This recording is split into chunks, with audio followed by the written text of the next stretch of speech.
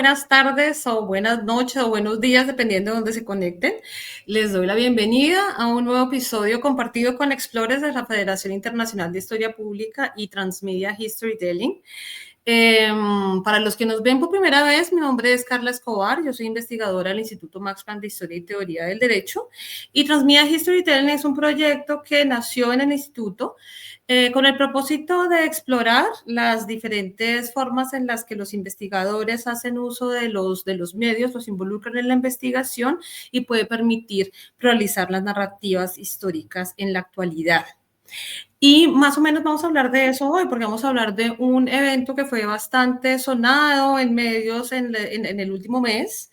Fue el evento, la Feria Brujería, Espiritualidades No Hegemónicas, organizado por Confama, y en el que se conmemoraban los 50 años del Congreso Mundial de Brujería de 1975.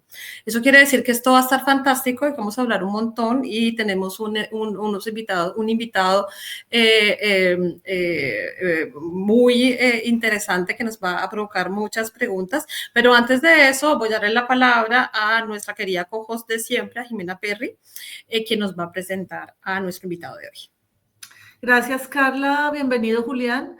Como siempre, Transmedia Historytelling y la Federación con su proyecto Explorers les da la bienvenida. Igual, si no me conocen, soy Jimena Perry, llevo haciendo Explorers por 5 años. Ya la idea de Explorers es tener una plataforma online, virtual, donde los investigadores puedan presentar sus trabajos de historia pública, pero pues no vamos a ahorita definir qué es historia pública, pero pues es una gran sombrilla donde caben pues muchas formas de hacer historia y preferimos que no sea historia solamente académica. Como dijo Carla, el tema de hoy es fabuloso, fantástico, además es nuevo, creo que es la primera vez que por lo menos Explorers aborda este tema, entonces pues de nuevo les doy muchas gracias por hacer este proyecto compartido y les voy a presentar a Julián. Está con nosotros hoy Julián Sánchez González. Él es doctor en Historia del Arte por Columbia University y becario Fulbright y Colfuturo para la maestría del arte en el Institute of Fine Arts de New York University. Su trabajo se centra en la intersección entre el arte moderno y contemporáneo y las prácticas espirituales no hegemónicas en las Américas y el Caribe. Ha recuperado historias en torno a esta relación en Colombia, Estados Unidos, en California y Trinidad y Tobago durante las décadas de 1970 y 1980, introduciendo la promiscuidad espiritual como marco teórico. Esa promiscuidad espiritual, yo sí quiero que hables de ella, me llama mucho la atención. Y se ha desempeñado como investigador residente en el Instituto Patricia Phelps de Cisneros del Museum of Modern Art, MoMA, y como coordinador de educación y servicios al público de los museos del Banco de la República de Colombia en Bogotá.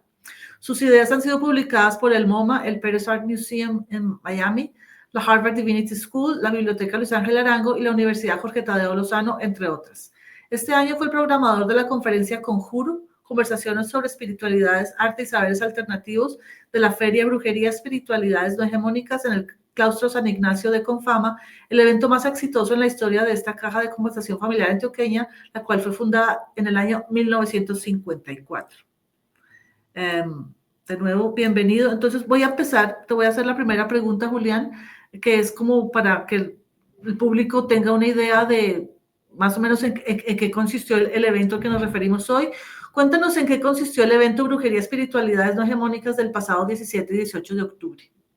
Claro que sí, muchas gracias Jimena y Carla por la invitación, pues me encanta poder ser parte de este espacio y pues resueno muchísimo con el proyecto que acaban de describir ustedes, de las humanidades públicas, de la historia pública, de traer a espacios mucho más accesibles el conocimiento académico pues por fuera de las universidades. Entonces, Brujería, Espiritualidades No Hegemónicas fue un proyecto que se hace desde el Claustro San Ignacio de Medellín, que hace parte de la red de Confama, que es una red de instituciones y de programación muy grande y muy ambiciosa que tiene esta caja de compensación familiar en Medellín y Antioquia, en colaboración con la Corporación Fernando González, otra parte, que es la entidad que se encarga de la preservación y la comunicación del archivo del escritor antioqueño Fernando González.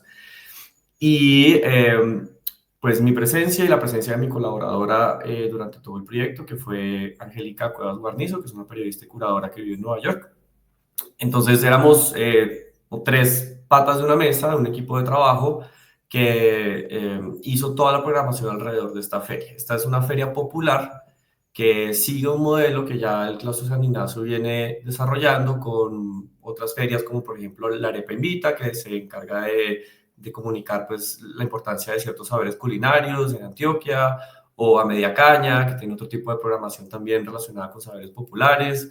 Entonces, la Feria de Espiritualidades No Hegemónicas, Brujería y Espiritualidades No Hegemónicas, fue una apuesta para hablar de la diversidad cultural y étnica colombiana, específicamente de Antioquia, a través del lente de la espiritualidad. Y las espiritualidades que normalmente no tienen el espacio para ser habladas, debatidas, mostradas en espacios públicos de recepción masiva. Entonces, el trabajo específico que nosotros hicimos con Angélica fue el diseño de la conferencia Conjuro, que incluyó 3 paneles académicos, incluyó un performance de cierre e incluyó la dirección de un documental que se hizo ya hace varios años sobre el primer Congreso Mundial de Brujería. Entonces, todo lo que se quería hacer alrededor de esta feria fue la conmemoración de este evento, que fue un evento muy importante para la contracultura colombiana y latinoamericana y del Caribe, que organizó Simón González Restrepo, quien fue el hijo de Fernando González, el escritor. Entonces, este evento convocó, según estimados de la prensa, cerca de 300.000 personas en lo que en ese momento se llamaba la Feria Internacional de Bogotá, que ahora es Corferias.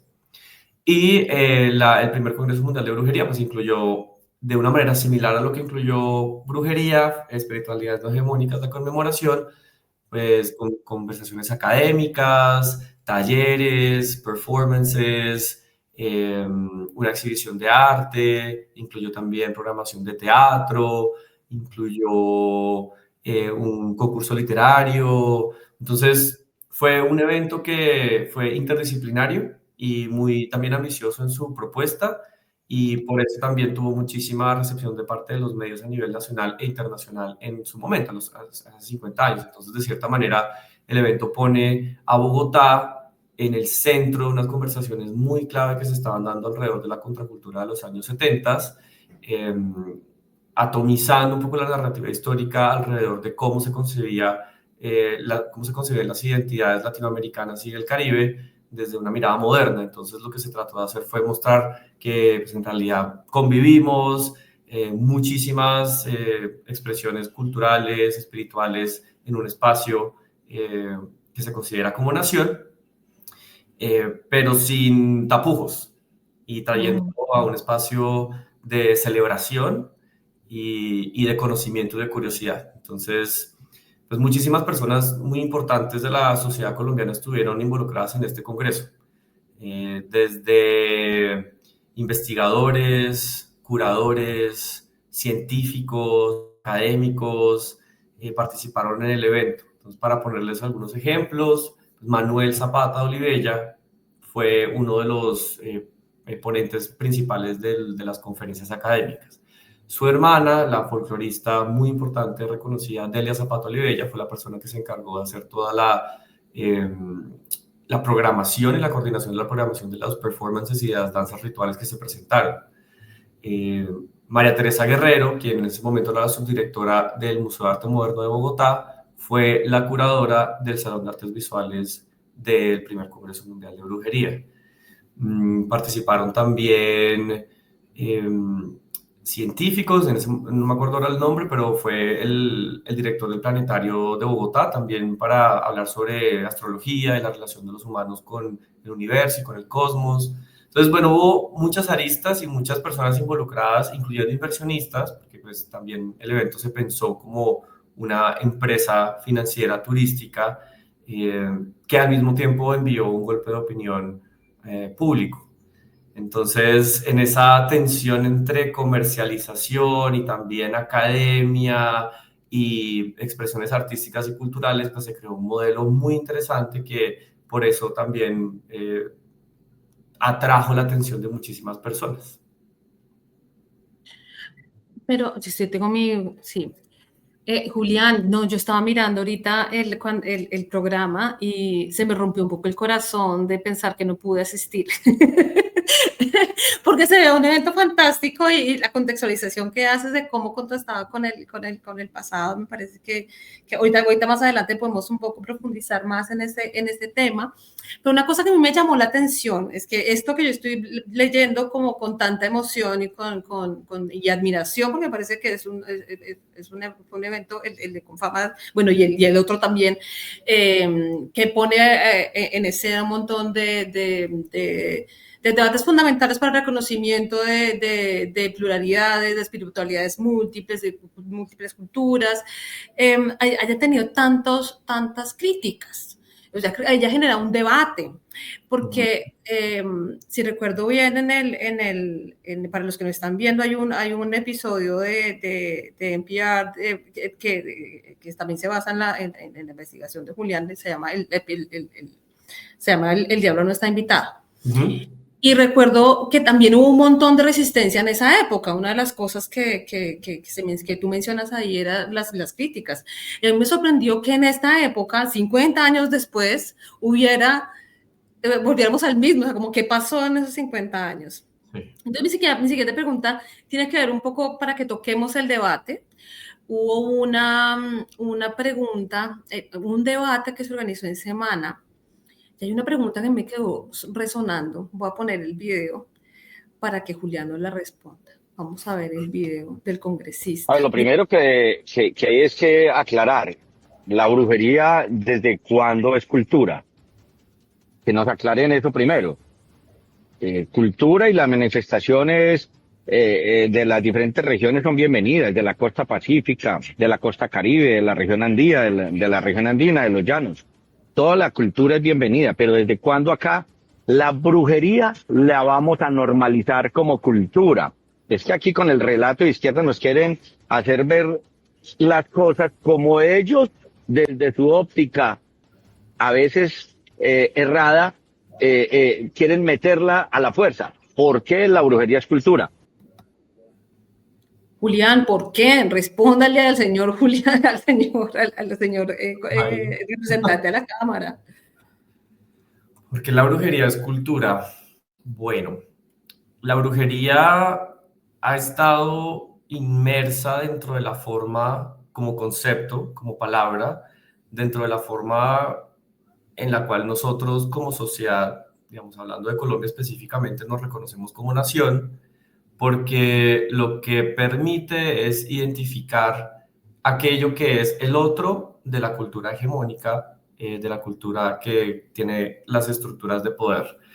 Entonces, a través de la palabra brujería, a través del tiempo, de los siglos, incluso desde el Virreinato de la Nueva Granada, se ha denominado las expresiones culturales y espiritualidades de grupos en condición de opresión y de marginalización, como las mujeres, como las sociedades afrodescendientes y como las comunidades indígenas.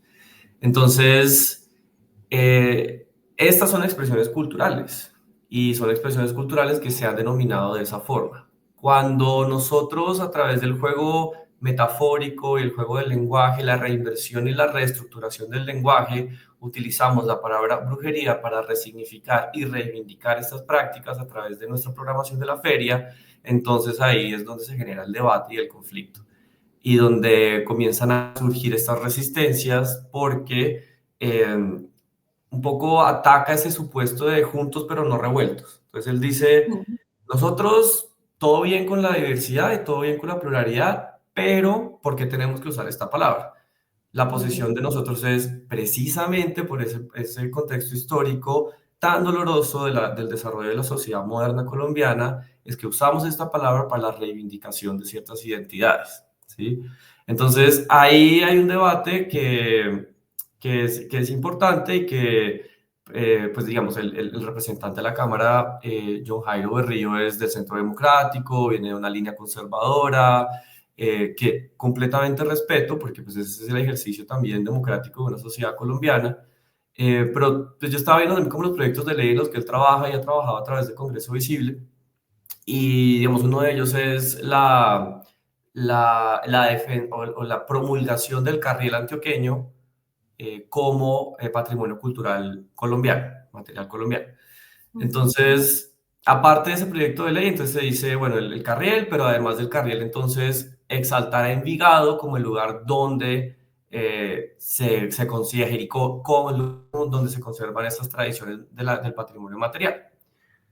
Pues resulta que el germen del Congreso de Brujería fue precisamente Envigado y fue la casa de Fernando González, el escritor, y de su hijo, Simón González, quien vivió allí, y de los nadaístas, que además hicieron parte de una comunidad de artistas y de literatos que a finales de los años 50 se reúnen en Envigado, donde comienzan a surgir todas estas ideas que desatan eventualmente en la programación del Congreso de Brujería.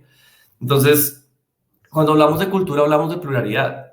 Digamos, en un sitio como Envigado, donde está el Carriel, pues también existen todos estos otros procesos que son importantísimos para la cultura colombiana y que yo, desde mi punto de vista, este tipo de reacciones pues vienen de un lugar desde el desconocimiento, ¿sí? Desde el desconocimiento y la falta de sensibilidad frente a esos procesos históricos alternos, diversos, pero porque tampoco hay acceso a esta información.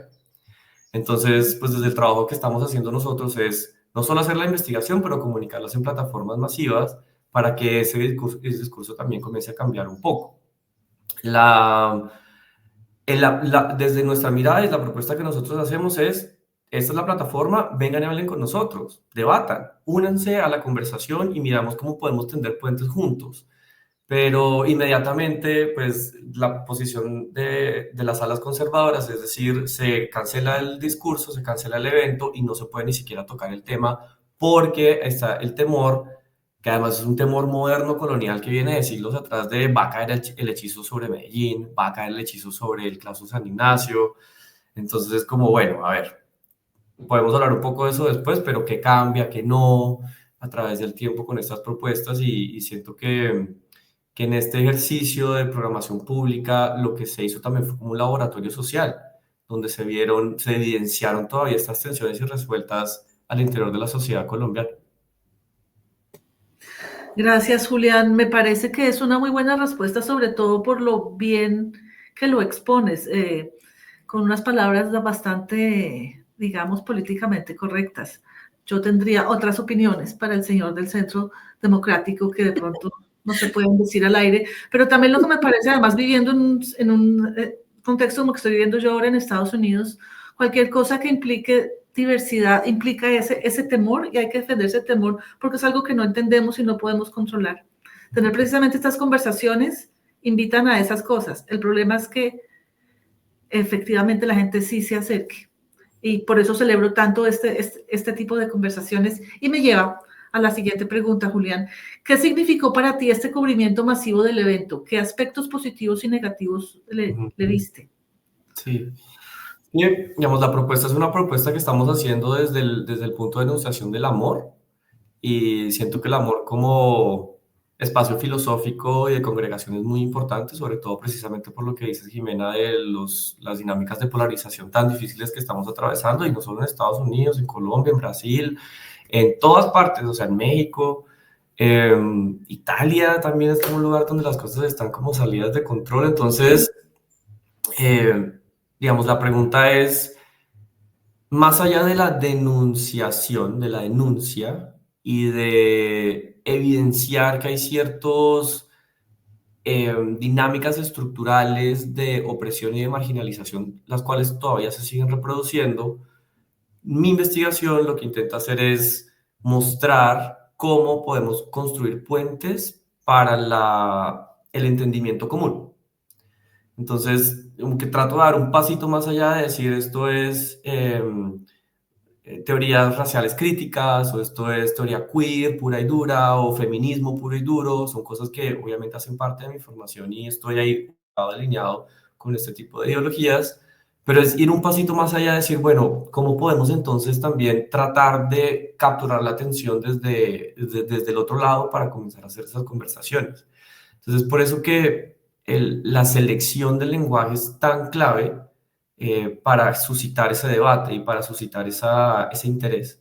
Entonces, digamos, y eso fue hace 50 años lo que hicieron también los organizadores del Congreso. Pues yo hablé con Clara Restrepo, que fue en ese momento la esposa de Simón, que de hecho ella fue la el origen de la idea también como de, hagamos un congreso de brujería fue de ella vive en Bogotá, y ella le dice a Simón, es que no podemos hacer un evento que sea espiritualidades alternativas, no, tiene que ser congreso de brujería. La palabra brujería tiene que estar ahí porque eso sacude la opinión y permite como que salgamos de ese juntos pero no revueltos status quo que es tan difícil de solventar, ¿no? Entonces, bueno, y el eslogan del congreso era precisamente eso, a la sombra de lo diferente, con amor y asombro, que fue un eslogan que le dio Gonzalo Arango, uno de los miembros fundadores del movimiento nadaísta, un movimiento de vanguardia literaria y artística colombiano, a Simón González,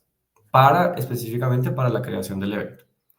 Entonces, en esa línea del amor, una de las cosas más hermosas y más poderosas que yo sentí que fue positivo para del cubrimiento masivo del evento fue que hubo una acogida masiva presencial. O sea, al evento no le cabía una sola persona. Todo estaba completamente lleno, la fila le daba la vuelta al claustro San Ignacio en la cuadra, digamos, todas las conferencias de conjuro y toda la programación de conjuro, que es nuestra parte de la programación académica y de performance, completamente lleno, 1.100 asistentes en total. Más toda la feria de brujería, 6.000 asistentes de Medellín y de otras partes de Colombia asistieron específicamente al evento. Y me dicen también, pues desde el claustro, las estadísticas que 13.000 interacciones, hubo 13.000 interacciones a lo largo de los 2 días de la feria.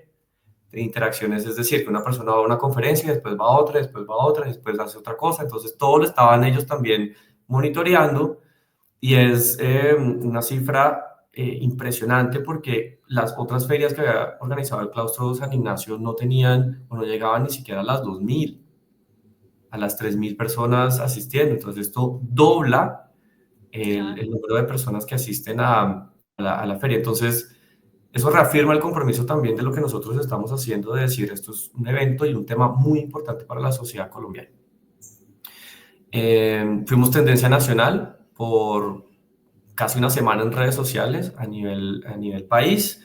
Entonces, eso es un indicador muy importante de cómo este tema está tocando una fibra muy, muy, muy delicada y muy importante de cómo nos entendemos nosotros a través de la cultura como nación y también de la solidez de la cultura ciudadana. Entonces, ¿qué es lo que también ciertos sectores se están dando la oportunidad de ellos permitirse participar o no, y de nosotros también tener nuestro espacio público para comunicar nuestras ideas, nuestra forma de pensar y sentir de una manera libre, ¿sí?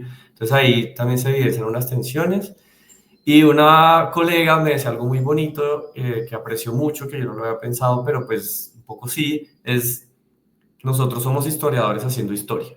Es decir, que en el momento de que hacemos este evento y recuperamos la trayectoria de lo que ya había sucedido hace 50 años y ponemos de nuevo la conversación en la esfera pública a nivel nacional, pues estamos recreando un poco lo que sucedió y llamando la atención de los medios, de los políticos, de la iglesia, de la prensa, de todo. Entonces, para mí eso fue pues muy especial de poder hacer el evento. Cosas negativas, la radicalización del discurso. Para mí eso fue muy difícil de ver porque tanto detractores como personas que estaban apoyando nuestra programación en redes sociales, pues era un discurso muy, muy, muy visceral y como vitriólico casi de ustedes son esto y ustedes son aquello y por qué y no sé qué. Entonces sentía que no había como un lugar de unión alrededor de la conversación. Entonces, esa radicalización a mí me parece un poco compleja.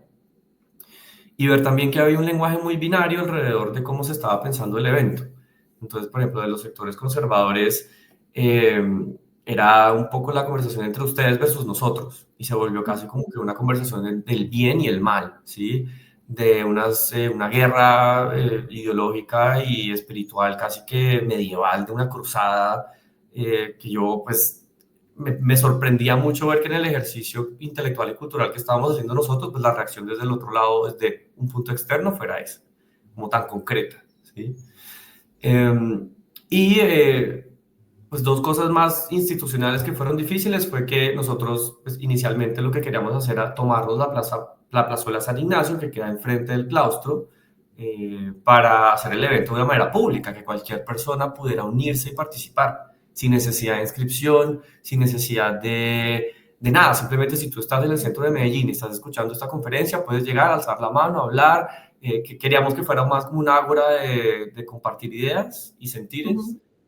Pero en el momento en el que comenzamos a ver que la conversación fue tan radical en redes sociales, pues ya se prendieron como las alarmas de seguridad. Y eso para mí pues, me pesó mucho como programador, porque yo en realidad quería mucho que esto sucediera en un espacio público. O sea, el claustro igual era público, pero necesitabas inscribirte, necesitabas un código QR, necesitabas pasar una línea, necesitabas muchas cosas para llegar hasta donde nosotros estábamos. Entonces, ahí ya hubo como una distancia entre lo que nosotros inicialmente habíamos pensado y lo que se terminó haciendo, porque pues una de nuestras panelistas era una mujer de 83 años, que ni de riesgo íbamos a poner en un espacio pues, peligroso, ¿sí? O que hubiera como algún tipo de remoción y que nos tocara movernos, no sé. Pues muchos escenarios podían pasar y era el centro de Medellín, entonces tocó también hacer...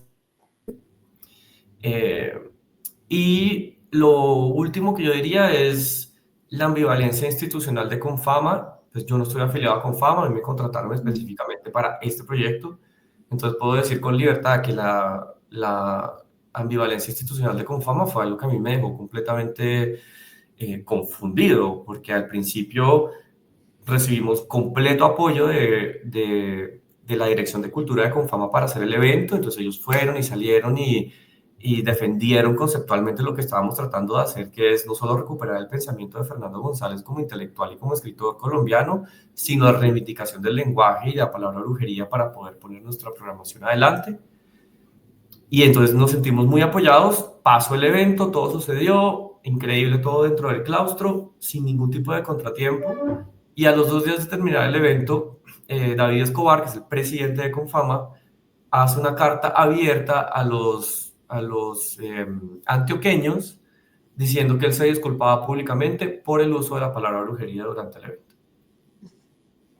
Entonces, eso también como que nos quita un poco el tapete debajo y nos deja así como un poquito plop, porque sentíamos que habíamos ganado un espacio y habíamos abonado un espacio muy importante de discusión pública alrededor de este evento, con el apoyo de Confama, para luego recibir esta carta y decir, bueno, entonces, ¿qué fue lo que sucedió detrás de bambalinas para este cambio tan fuerte de la opinión, ¿no? Entonces, terminó siendo una carta muy como, estamos apoyando toda la programación y nos parece importantísima la diversidad cultural. Incluso David Escobar termina citando a Fernando González, que es como, o sea, si lo citas y al mismo tiempo estás pidiendo disculpa por una palabra que fue esencial para toda su escritura, especialmente al final de su vida, no entendiste la tarea, ¿sí? No entendiste lo que estábamos haciendo y lo que en realidad se estaba tratando de poner adelante con la programación. Entonces fue muy extraño. Entonces, claramente, pues ahí hubo conversaciones con políticos, se metieron una cantidad de gente, pues no sé si pueda como comentar aquí de manera pública, pero mucha gente se metió en la conversación, que obligó a David Escobar, pues esa es mi percepción, a mandar esta carta abierta a los antioqueños pidiendo disculpas. Entonces, pues es algo como un poco complejo de ver también como desde los sectores conservadores la cancelación del discurso libre y abierto se está haciendo de una manera como tan no apologética. Y es un poco preocupante también de ver cómo la polarización en un país como Colombia se está dando. Una pregunta técnica. Tenemos ya una pregunta de una persona que nos está viendo. ¿La hacemos ya o esperamos hasta el final? Hagámosla de una vez, como que si de pronto después está en el tintero. A ver, vamos a ponerla. Julián, ¿cómo quieres trabajar temas que pueden generar tensiones en sociedades como la ecuatoriana, que tiene cierto, ¿qué? Como la ecuatoriana que tiene cierto parecido con la colombiana, imagino que.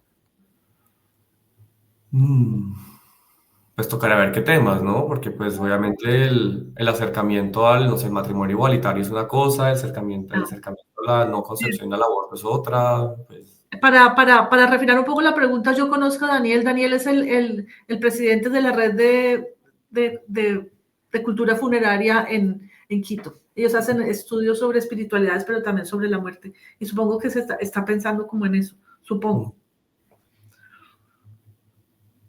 Y saludos para Daniel de paso. Sí. Pues, Entonces, sí, lleguemos a la propuesta de promiscuidad espiritual y esa es mi apuesta como intelectual. Pero ahorita pues sigamos con... ¿No quieres bueno, hablar de la promiscuidad espiritual todavía? ¿O qué? Como ustedes prefieran. Sí, dale, a mí. dale. El tema de la promiscuidad me gusta hablar.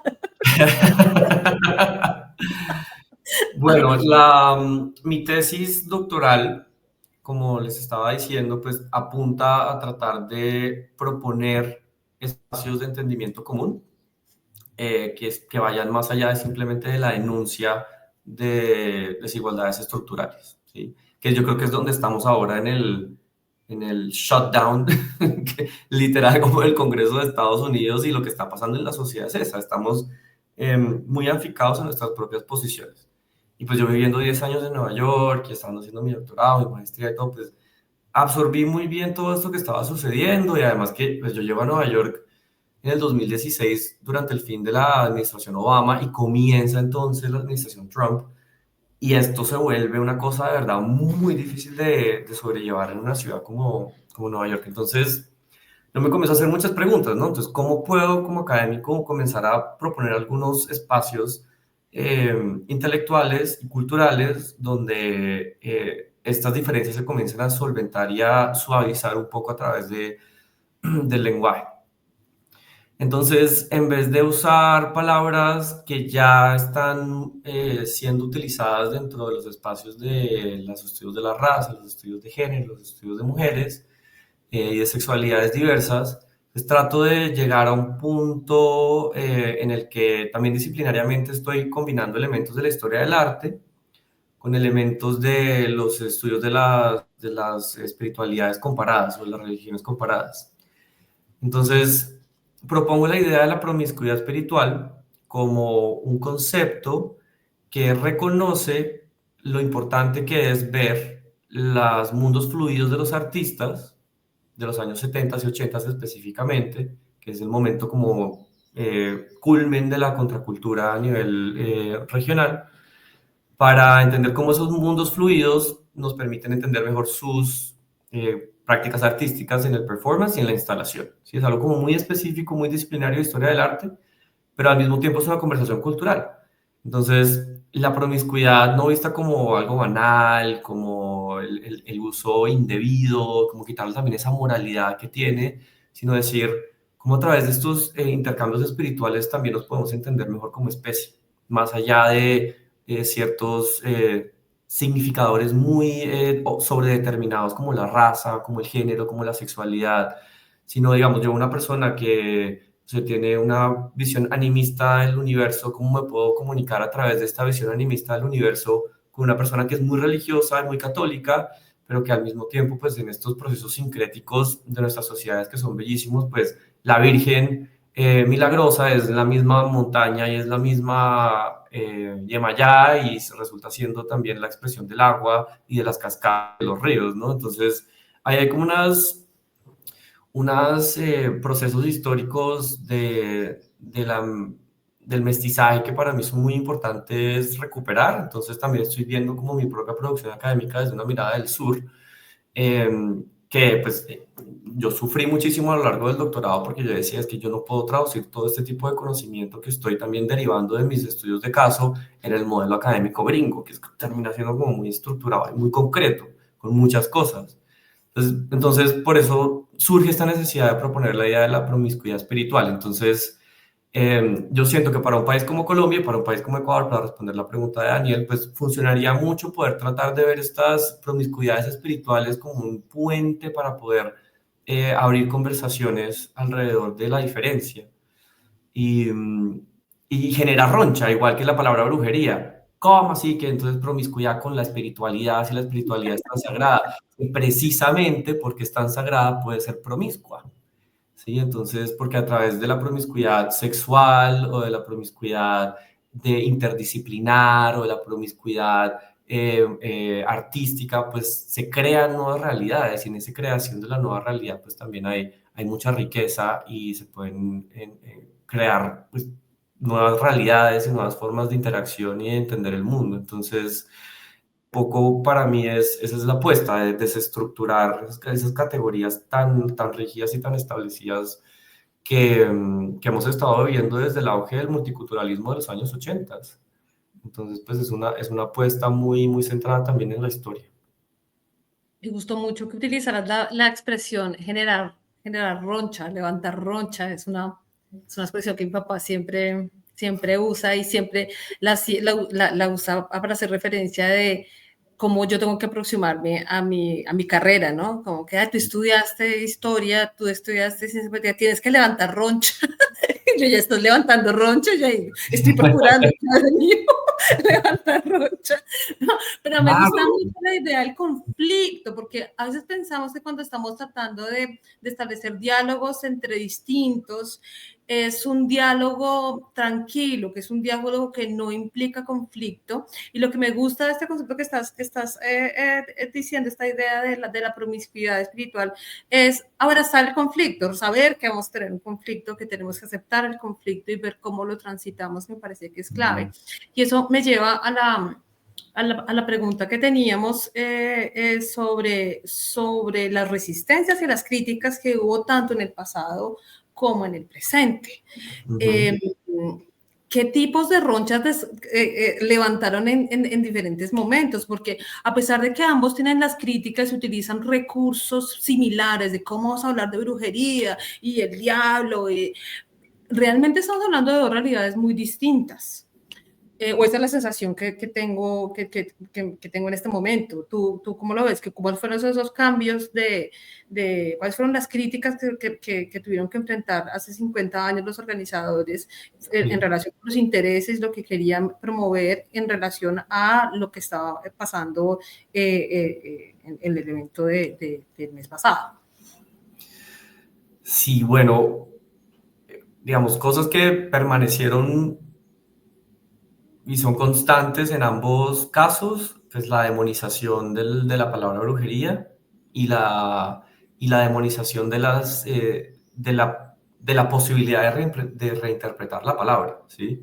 Entonces, no, brujería es esto, brujería es el hechizo, brujería es hacer daño, brujería es cuando incluso desde el medioevo y culturas paganas europeas, la brujería tiene una serie de connotaciones que son muchísimo más complejas que simplemente la idea de voy a hacer daño, ¿sí? Es conocimiento botánico, es conexión con la naturaleza, es la posibilidad de reinventar el cuerpo, reinventar la manera en la que las mujeres también capturan o reclaim su propia autonomía en espacios supremamente heteronormados. Entonces, no entender nada de eso y simplemente decir, es esto, de una manera muy concreta, muy unidireccional, pasó en ambos escenarios, ¿sí? Y eso es como algo me quedó muy claro para mí en ver las intervenciones de personas como el representante Berrillo y demás. Hubo también algo que pues, se dio muchísimo en los años 50, por ejemplo, Carlos Lleras, una columna creo que fue El Tiempo, publicada en 1975, dice, esto es una expresión de la barbarie y como está muy como moderno binario de civilización barbarie, civilización la iglesia, barbarie todo lo que no sea en la religión católica, y pasó igual en octubre de este año, ¿sí? Entonces, por ejemplo, la gente decía, es que, pues yo hice una entrevista con la W en la que hablé del vudú haitiano. Es que el vudú haitiano fue esencial para la programación del Congreso de Brujería de los años 50, porque traen una delegación de académicos, bailarines y artistas haitianos a participar en Bogotá. Entonces digo, es que el vudú haitiano es mucho más de lo que nosotros creemos que es, ¿sí? Es una filosofía de vida que viene de África Occidental, a través de la trata de esclavos, de africanos esclavizados.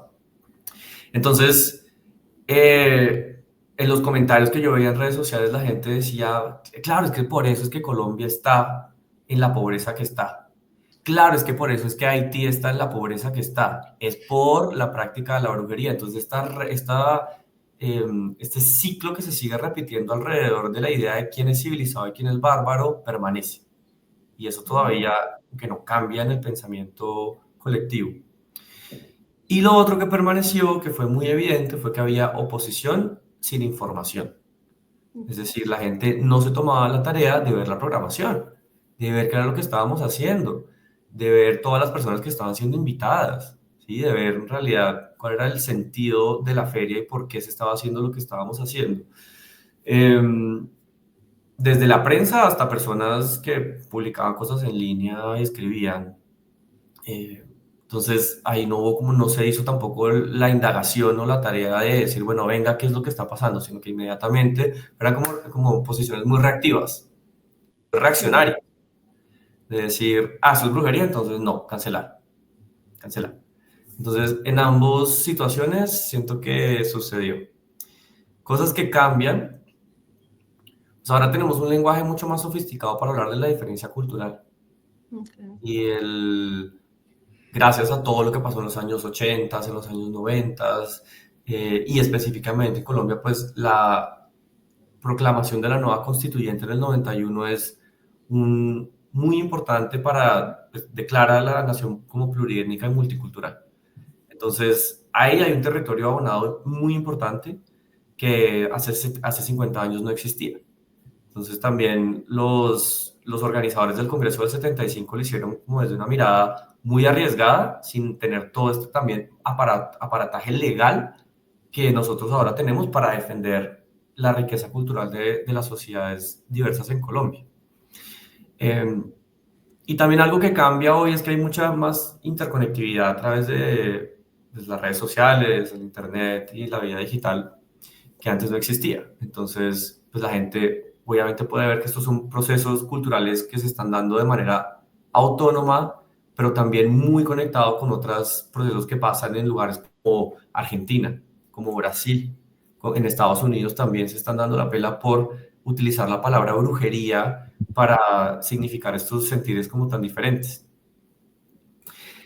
Y bueno, otra cosa es que ahora hay muchísima más representación en espacios públicos de formas de sentir y de vivir diferentes. Entonces, eso también ayuda a que exista una apertura mucho mayor de la sociedad civil frente al evento. Entonces, ahí yo siento que esos son como los cambios y las permanencias. Gracias, Julián. Te queremos hacer una pregunta que tiene que ver un poco más con lo que es, pues, lo que es el campo de historia pública y nos gustaría que nos contaras cómo fue el proceso de volver o de traducir tu investigación a una experiencia más abierta a públicos. ¿Cómo fue como ese proceso para que sea una cosa para todo el mundo? Sí, bueno, esto también fue un proceso que viví con mucho conflicto interno estando en Nueva York, porque pues, yo amo la historia del arte, es mi disciplina. Llevo ya más de 15 años trabajando como historiador del arte en diferentes capacidades y me encanta lo que hago, pero también soy muy crítico de cómo la disciplina funciona. Es una disciplina que en realidad es muy obtusa en la forma en la que produce conocimiento, en la forma en la que comunica conocimiento y en la forma en la que se estructura el lenguaje. Es muy especializada, muy especializada. O sea, solo llegar a un museo, pasar la puerta del museo, conectar con el arte y, sí, yo cada vez que voy a visitas guiadas o voy con amigos o con grupos a visitar museos, siempre hay alguien que me dice, pero es que yo no sé nada de arte. Es que yo, o sea, como que hay como un dolor de no saber. Y yo siempre digo, no importa, o sea, ¿qué sientes? ¿Qué ves? ¿Qué estás como, sí, cómo te relacionas con la pieza que estás viendo, con lo que estás sintiendo? Entonces, ahí yo también comencé a pensar, bueno, estas cosas suceden por una razón, o sea, disciplinariamente suceden por una razón. Entonces, ¿cuáles son las estrategias que yo debo tomar de una manera consciente como profesional para no seguir reproduciendo ese ciclo de exclusión que la disciplina tiene al interior metodológico, teórico, lingüístico? ¿Sí? Entonces, por eso entonces comienzo a salirme un poco de ahí y decir, ok, interdisciplinariedad es la clave. ¿Cuáles son las estrategias desde la antropología que se usan para comunicar la información muy especializada desde los estudios de la religión? desde la filosofía, y comenzar a incorporar eso dentro de mi propia investigación, pues es muy clave, ¿sí? Entonces, hay un centro que se llama el Heyman Center for the Humanities, que hace parte de la Universidad de Columbia, donde desde el año 2014 se están haciendo proyectos de humanidades públicas de una manera muy juiciosa y muy seria, con grupos de fellows, de investigadores, conferencias, espacios de compartir interdisciplinarios. Entonces yo dije, aquí es el lugar donde yo voy a poder poner estos pensamientos que llevo construyendo en práctica. Entonces apliqué, fui seleccionado como un fellow un año, entonces tuve la oportunidad de tener un entrenamiento ya de personas que desde un nivel mucho más senior de su proceso académico, pues ya han estado desarrollando este tipo de proyectos. Entonces, por ejemplo, en una conversación que tuvimos con Doris Sommer, que fue, pues ha sido muy cercana a Antanas Mockus, pues hablamos del caso de Antanas Mockus como una persona que ha podido desarrollar la cultura cívica de una ciudad como Bogotá a través de maneras no ortodoxas de comunicar la información.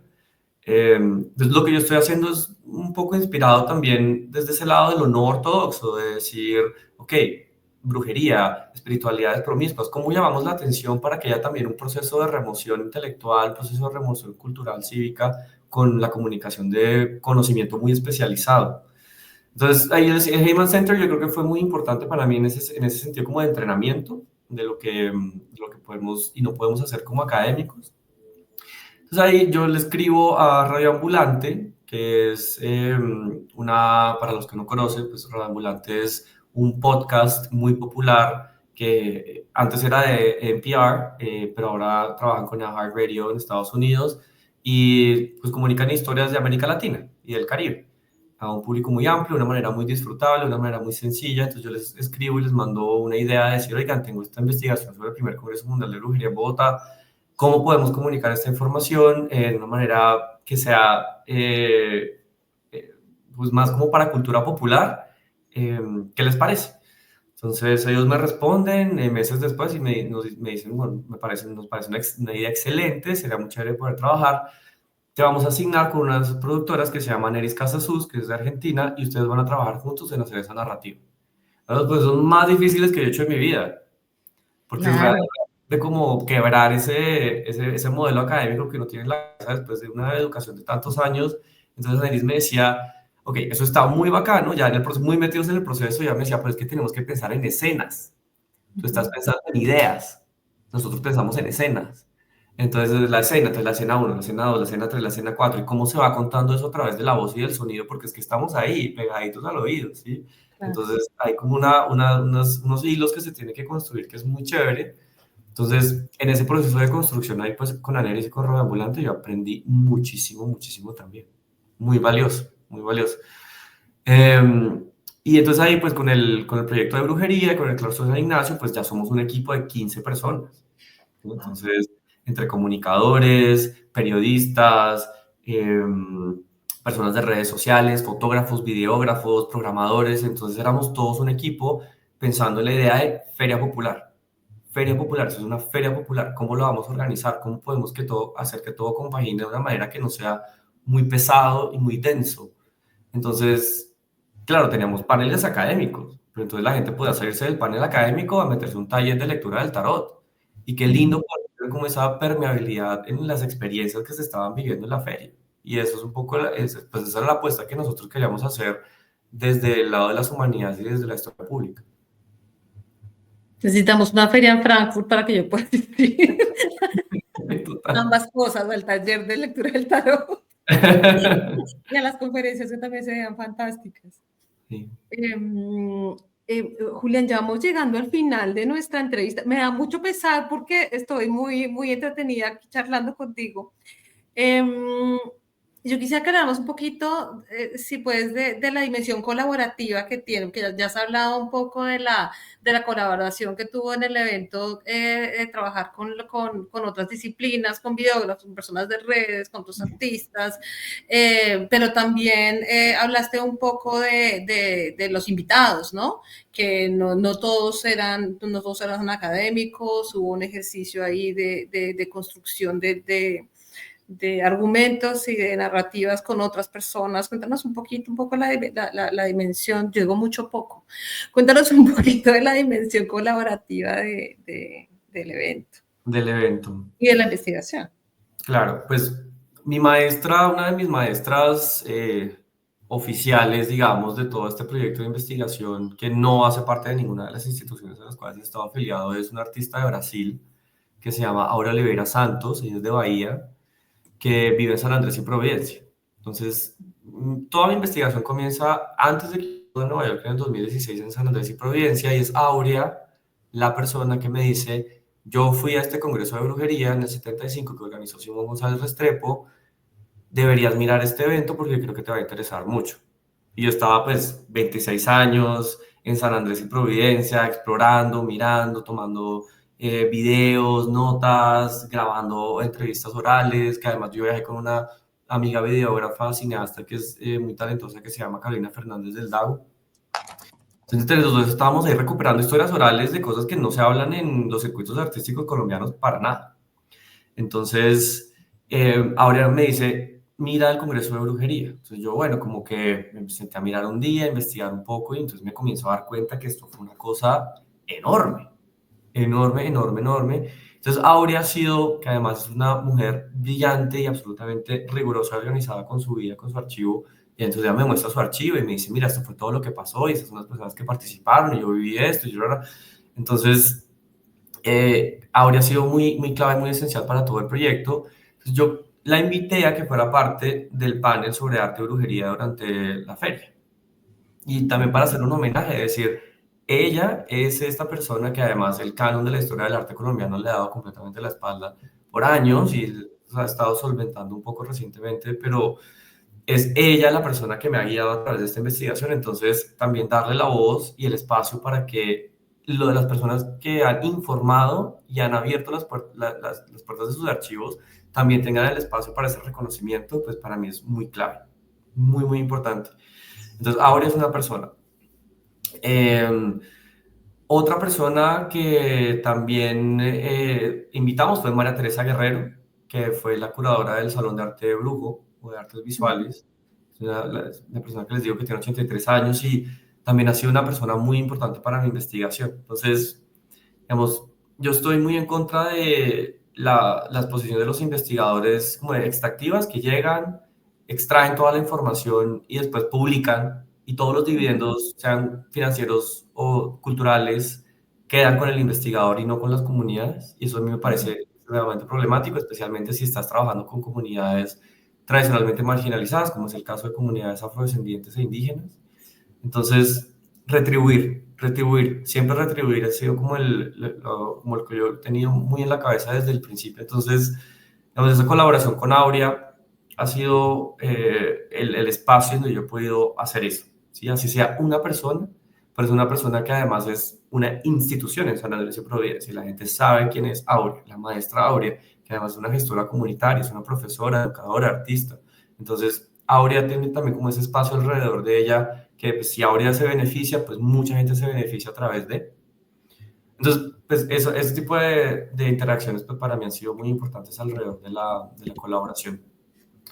Entonces, cuando yo le propongo a Angélica Cuevas, que fue mi coprogramadora de Conjuro para la feria, que trabajemos juntos, pues ella es una persona que pues, también está muy interesada en temas de recuperación de conocimientos ancestrales a través de la hoja de coca, por ejemplo, y ella es de Medellín. Entonces, como también saber elegir los colaboradores ha sido muy clave porque pues, a través de Angélica también se hacen estas alianzas con Confama y también se mueve la opinión pública en Medellín. Entonces, pues eso es lo que puedo decir como alrededor de las colaboraciones con las comunidades. Julián, y esto también encaja bien con la última pregunta que te queremos hacer, pues, que le hacemos realmente a todos los entrevistados. Y después de tu investigación, de toda tu experiencia con tu investigación, después de toda la experiencia organizando el Congreso, ¿qué aprendizajes te deja esto a ti para el futuro? Sí, es una pregunta muy bonita. Pues yo estoy muy afincado en el valor y cultural e intelectual de lo que estamos haciendo. Y eso, pues todo el revuelo que tuvo el evento, tanto en redes como en la opinión pública, pues enfatiza la importancia de seguir desarrollando esta conversación en un espacio público, súper clave, y a través del lente de la espiritualidad. Para mí es esencial como ese espacio o esa categoría de análisis, si lo quieres llamar, para el desarrollo del pensamiento a través de las humanidades. Entonces, eh, creo que hace falta seguir desarrollando esa propuesta, y a través de este evento pues lo vi con muchísima más claridad.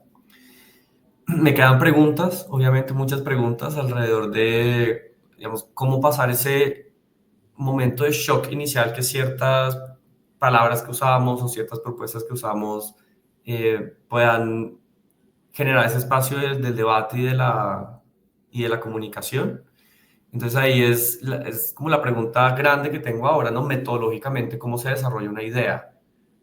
Y no es a través de la feria académica, de la conferencia académica tradicional, no es a través de la publicación de un libro súper hiper especializado que simplemente pues, una comunidad muy cercana a mí va a leer.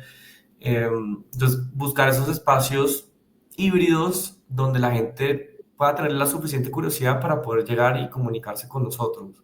Entonces, ahí es donde me queda como la gran pregunta, que es un aprendizaje en sí mismo, decir, bueno, esta feria popular funcionó, que son otros modelos que nos pueden a nosotros también dar ese espacio para la comunicación de la investigación es clave. Entonces, eh, ahí siento que hay como yo siento mucha motivación para poder seguir desarrollando la investigación desde esa mirada. Entonces, ese es como un aprendizaje muy grande personal también para mí en el futuro. Fantástico, Julián. Yo creo que todos los que nos vean o nos ven en este momento estarán pendientes de ver qué viene en el futuro de tu investigación.